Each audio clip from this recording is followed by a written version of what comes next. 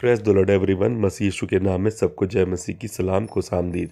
प्रियो, आज का वचन मरकुस 10 अध्याय 27 पद इस प्रकार से कहता है कि यीशु ने उनसे कहा, जो मनुष्यों से नहीं हो सकता वो परमेश्वर से हो सकता है, क्योंकि परमेश्वर से सब कुछ हो सकता है।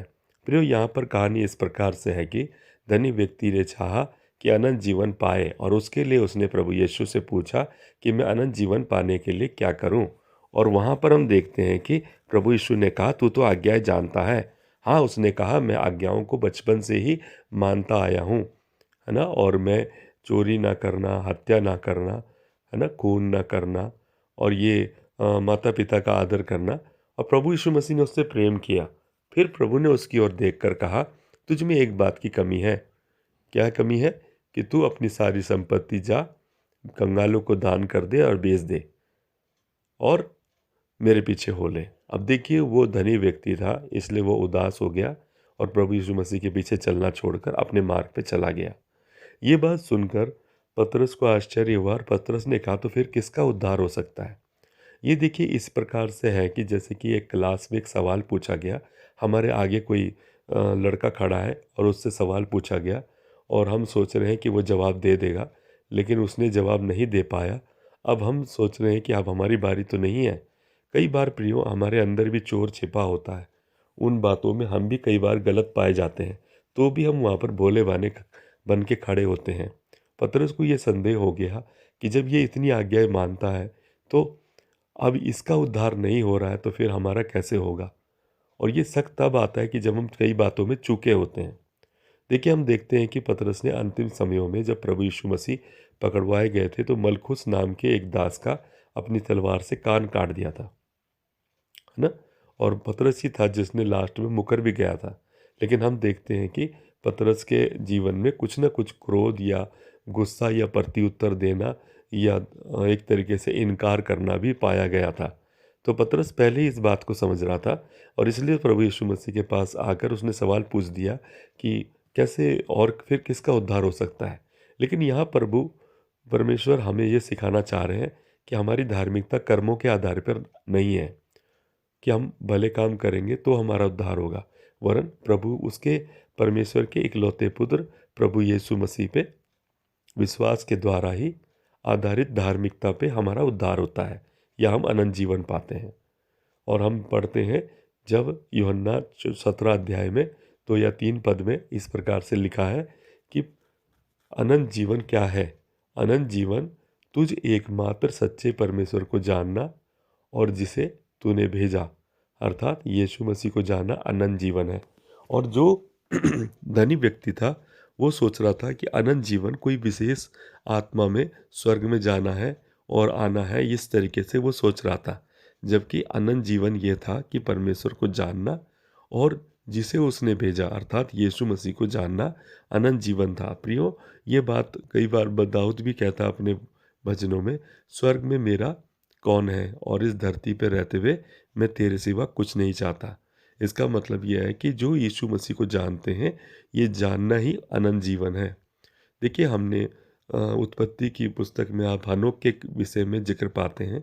वो परमेश्वर के पास चलता गया और एक दिन लोप हो गया, अर्थात उठा लिया गया, क्योंकि वो इतना लंबा चला कि परमेश्वर की उपस्थिति ने उसको क्या कर दिया, अपने अंदर ग्रहण कर लिया।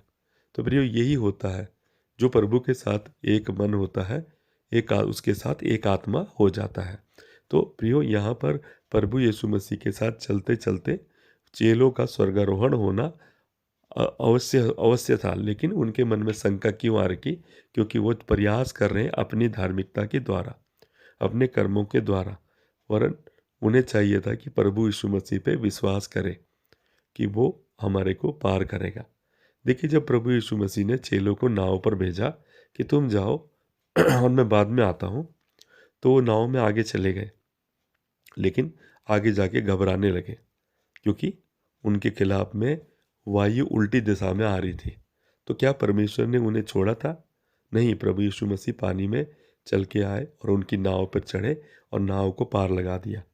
फिर हम देखते हैं, प्रभु यीशु मसीह एक दिन नाव पर सो रहे थे, और चेले तूफान से घबरा गए। तो क्या प्रभु ने उन्हें छोड़ा? नहीं, प्रियो, प्रभु ने उनके लिए तूफान को और आंधी और पानी को डांटा और वो शांत हो गए। तो प्रभु हमारे चरवाहे हैं, इसका मतलब है 2 बार हम नाव का जिक्र पाते हैं जिसमें चेले नाव को खेर रहे हैं, लेकिन उसे पार नहीं लगा पा रहे। पार लगाने के लिए केवल प्रभु यीशु मसीह आए। इसलिए प्रियो, हमारे जीवन रूपी नाव की या आप अपने जीवन की नाव का पार अपने आप नहीं लगा सकते, केवल उस माझी को छोड़, अर्थात उस चरवाहे को छोड़ जिसने उस नाव को चलाने का बीड़ा उठाया है, वही आपको पहुंचाएगा। प्रभु ने प्रार्थना भी की है यूहन्ना 17 अध्याय में, हे परमेश्वर, जितने लोग तूने मेरे हाथ में दिए हैं उनमें से मैं एक को भी नहीं खोऊंगा। अर्थात मतलब वो महान चरवाहा हमें पार लगाएगा। इसलिए हमें केवल उस पर विश्वास करना है कि वो पार लगाएगा और उस पर भरोसा रखना है और एक दिन वो पार लगाएगा।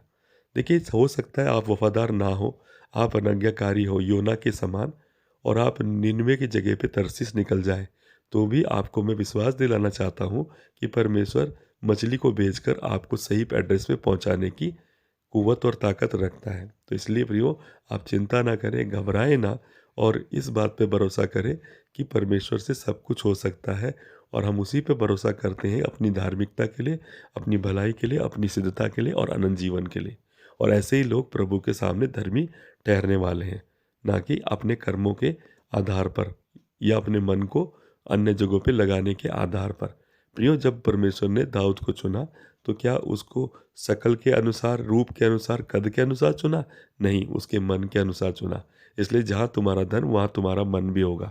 इसलिए परमेश्वर ने, जो हमारे प्रभु हैं, उन्होंने धनी व्यक्ति के मन को देखा था कि उसका मन उसके पैसे पे लगा हुआ था, और इसीलिए प्रभु ने उसे कहा कि जहाँ तेरा मन वहाँ तेरा धन है। और प्रभु ने चाहा था कि उसका मन उस पैसे से हट जाए और मेरे पीछे लग जाए, लेकिन उसने क्या चुना? धन को चुना। इसलिए प्रभु ने उलाहना दिया कि देखिए, धनी व्यक्ति का कैसे स्वर्ग में प्रवेश करना अनहोना है। हालांकि ऊँट जो है सुई के नाके से निकल सकता है, लेकिन धनी व्यक्ति स्वर्ग राज्य में प्रवेश नहीं कर सकता। इसलिए, क्योंकि हम जब पहले तिमुथियुस में पढ़ते हैं 4 अध्याय में, उसमें लिखा है कि रुपए का लोभ सब प्रकार की बुराई की जड़ है। इसलिए प्रियो, जो हमने जड़ को, हमें उससे मन लगा हटा करके प्रभु यीशु पे मन जोड़ना चाहिए, ताकि हम उस अनंत जीवन को समझ सकें और उसे पा सकें। इसीलिए अनंत जीवन की चाबी यीशु मसीह के द्वारा खुलती है। आइए प्रियो, उस चाबी से हम भी जो है स्वर्ग के राज्य में ताले को खोलें और परमेश्वर से मेल मिलाप करें, जो हमें सब प्रकार की पदार्थों की बहुतायत अपने अनुग्रह के अनुसार, महिमा के धन के अनुसार दे सकता है। सबको जय मसीह की। God bless you.